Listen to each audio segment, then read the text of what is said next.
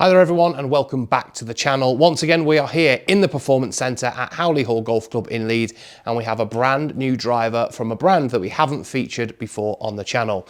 We have the Tour Edge Exotics E725 driver to put through its paces today. Like I say, Tour Edge is a brand that's been around about 20 years now, and certainly this is the 20th anniversary kind of release in the 725 line. So the E725 driver boasts a lot of technology, which we'll talk about right now.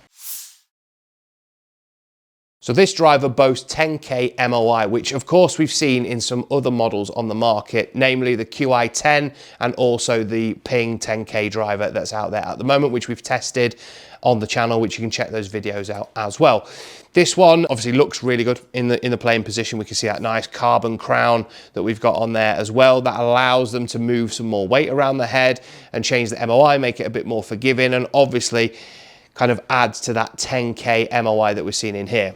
We've also got a few other great features. So the flight control technology that we've got here in the adjustable hosel, so we can actually change the loft and the lie of this driver. And we've also got the ridgeback 360 technologies here. So what that's doing is moving the weight around. So we do have the option of making it slightly more draw or fade bias should we want to.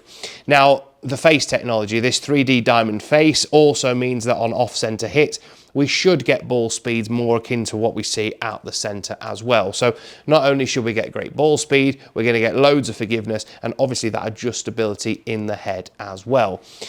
I think it looks great. Sat behind the ball certainly gives you loads of forgiveness. It's got quite a nice big footprint on the driver when you sit it down. And the one I've been sent has the hazardous black extra stiff shaft in it as well, which is slightly lower spin, which those of you that have seen the videos we've done before with 10K drivers know that when I've hit them, the spin has been through the roof. So hopefully this is going to help us to nudge that down a little bit. Right, that's enough chatting. Let's go hit some shots.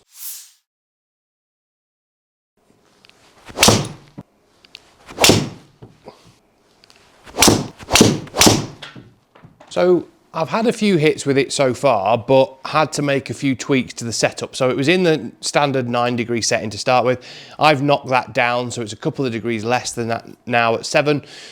Just purely because of the first few shots that I saw, the spin was very, very high. It was launching unbelievably high and not particularly going as far as it probably should do for the kind of effort and the club head speed that's going in. So hopefully we should see that spin come down a little bit.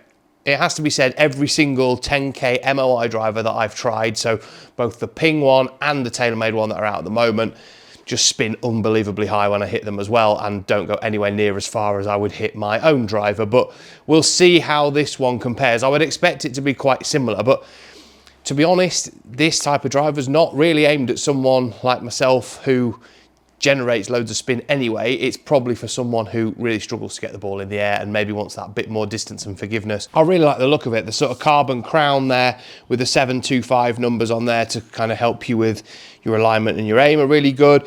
There's obviously the weighting story at the back there, which is similar to some other brands. It's obviously not a sliding track. It's more like the Ping one where you take the weight out and adjust it. So you have got that bit of draw and fade bias adjustability. In the hosel as well, there is the upright settings that you can use to help you if you are that player who maybe has a bigger slice. Getting that lie a bit more upright might help you with that too. But I've just got it in the standard kind of lie, but not the loft right down. So let's have a few more hits and see how we get on. But certainly of the shots I've hit so far, they're very, very straight. So let's see how this compares now we've adjusted the loft. I mean, it certainly feels very good off the face. It's pretty powerful kind of sounding. There's a real kind of crunch to it when we hit it.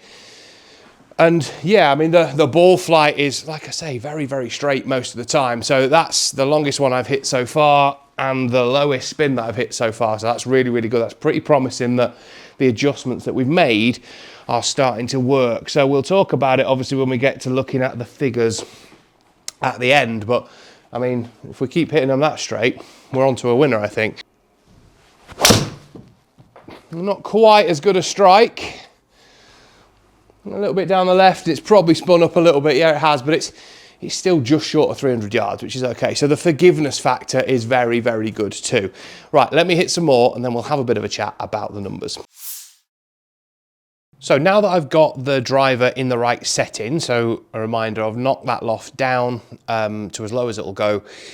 purely because the first few that I saw was getting lots and lots of spin and very, very high. Now, I've hit, you know, another 20 or so shots with it in that setting now, and the results are obviously here, so you can see them. So we've got, you know, average carry there at 282, well, just over 282 and a half yards, which is pretty good really for a driver. It's not too bad. I would maybe get 4 or 5 more yards with my own driver, maybe a little bit more than that, I don't know, sometimes into the 290-ish.